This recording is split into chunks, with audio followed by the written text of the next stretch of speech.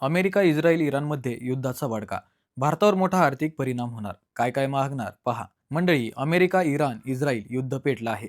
America आणि इस्रायलने इराणवर जोरदार हल्ला चढवलाय. पण प्रश्न हा आहे की याचा भारतावर नेमका काय परिणाम होणार? तेल, इंधन महागणार का? भारताचा व्यापार अडचणीत येणार का? चला सोप्या भाषेत समजून घेऊया. मंडळी, भारत इराणला बासमती तांदूळ, चहा, साखर, ताजी फळे आणि औषधी वस्तू विकतो. युद्धामुळे भारताकडून इराणमध्ये होणारी या वस्तूंची निर्यात कमी होऊ शकते. तर मंडळी, इराणकडून भारतात होणाऱ्या मुख्य निर्यातीमध्ये सफरचंद, पिस्ता, खजूर आणि किवी यांचा समावेश आहे. तथापि सध्याच्या तणावामुळे इस्रायल सोबतच्या व्यापारावर परिणाम होऊ शकतो, असे तज्ज्ञ सांगतात. मंडळी, खरी चिंता तर पुढे आहे. पहिले म्हणजे शिपिंग खर्च वाढू शकतो. रेड सी मार्गात अडथळे आले तर माल वाहतूक महागेल, विमा खर्च वाढेल, निर्यात स्पर्धात्मकता कमी होईल.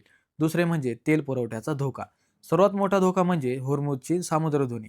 ही सामुद्रधुनी भारतासाठी अत्यंत महत्त्वाची आहे. येथे अडथळा निर्माण झाल्यास भारताच्या मासिक तेल आयातीपैकी जवळपास 50% प्रभावित होऊ शकते. याचा थेट परिणाम म्हणून पेट्रोल डिझेल महाग होणार, महागाई वाढणार आणि उद्योगांवर दबाव प्रचंड वाढणार. म्हणजेच इराण इस्रायल संघर्ष जरी दूर वाटत असला तरी त्याचे आर्थिक पडसाद भारतावर उमटू शकतात, हे मात्र नक्की.